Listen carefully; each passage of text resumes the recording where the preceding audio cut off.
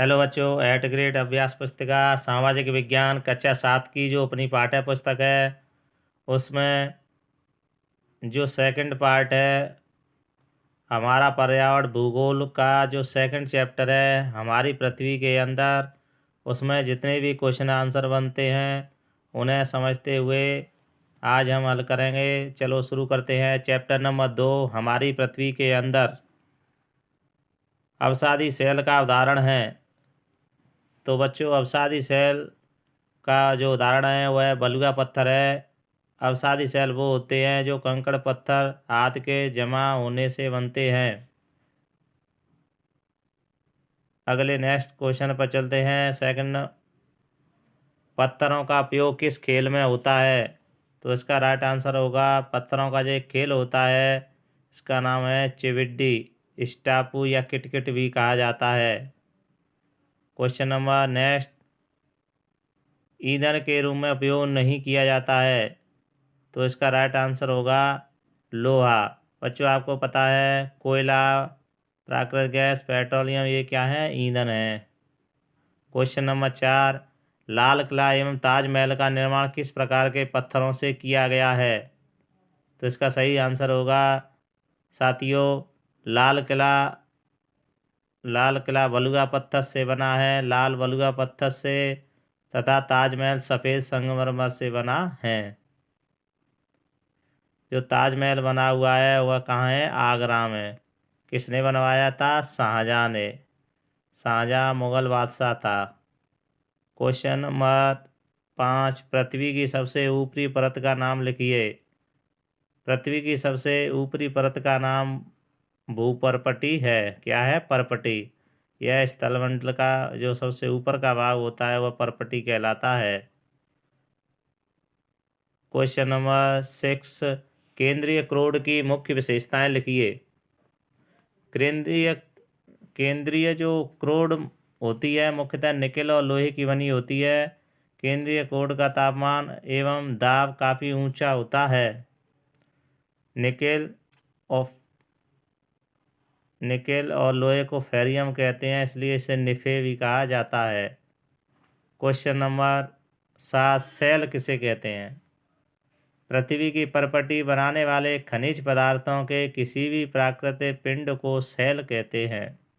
सेलों को क्या कहा जाता है? चट्टान भी कहा जाता है। अगला क्वेश्चन नंबर 8, प्राथमिक सेल से क्या आशय है? इसका आंसर होगा बच्चों, द्रवित मैग्मा ठंडा होकर ठोस हो जाता है। इस प्रकार बने सेल को आग्नेय सेल कहते हैं। इन्हें प्राथमिक सेल भी कहते हैं क्योंकि यह सबसे पहले बनते हैं जब पृथ्वी के अंदर अधिक ताप और दाब के कारण कठोर चट्टानें पिघल जाती हैं और वे ऊपर आती हैं। ऊपर पृथ्वी के ऊपर आके जब ठंडी हो जाती हैं तो क्या बनता है? मैग्मा या प्राथमिक सेलें बनता है। जैसे आप ऐसे समझ सकते हैं, ये अपनी एक पृथ्वी है। पृथ्वी में से जब दरारें पड़ के इस प्रकार ज्वालामुखी से जब ये सेलें जो गरम लावा निकलता है और यहाँ पर फैल जाता है, फैल के ज़मीन पर ठंडा हो जाता है तो प्राथमिक सेलें बनती हैं। क्वेश्चन नंबर 9, चिकनी मिट्टी व चूना पत्थर परिवर्तित होकर क्या कहलाते हैं? बच्चों, चिकनी मिट्टी स्लेट में, चूना पत्थर संगमरमर में परिवर्तित हो जाते हैं। अगले क्वेश्चन नंबर 10, दैनिक जीवन में हम खनिजों का उपयोग कहाँ करते हैं? दैनिक जीवन में खनिजों का उपयोग, कुछ का उपयोग ईंधन की तरह होता है, कुछ का उपयोग उद्योगों, औषधियों, उर्वरक के रूप में होता है। क्वेश्चन नंबर 11, सेल कितने प्रकार के होते हैं उनका वर्णन कीजिए। सेल मुख्यतः 3 प्रकार के होते हैं बच्चों। आग्नेय सेल वो होते हैं जो नीचे से जब द्रव गरम लावा बाहर पृथ्वी पर आता है और ठंडा होकर जो सेलें बनती हैं जमकर, उन्हें आग्नेय सेल कहते हैं। अवसादी सेलें अवसादों के जमा होने पर और दबकर सेल बनती हैं, उन्हें अवसादी सेलें कहते हैं।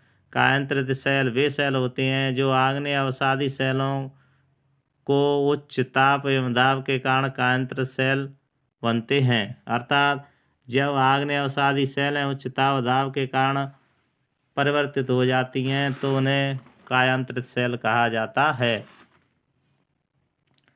अगले क्वेश्चन नंबर 12 पर चलते हैं। जीवाश्म किसे कहते हैं? जीवों के अंश को अर्थात सेलों में परतों में दबे मृत पौधे और जंतुओं के जो अवशेष होते हैं उन्हें जीवाश्म कहते हैं।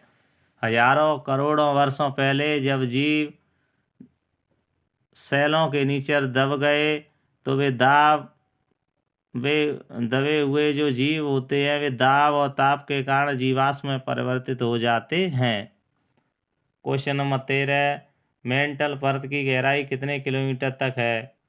इसका राइट आंसर होगा मेंटल परत की गहराई 2900 किलोमीटर तक है। बच्चों, आशा है कि आपकी समझ में आया होगा। अगर कोई पॉइंट समझ में नहीं आया हो तो कमेंट में लिखना, आपको दोबारा समझाने की कोशिश करेंगे।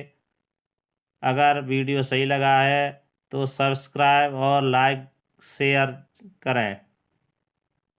धन्यवाद।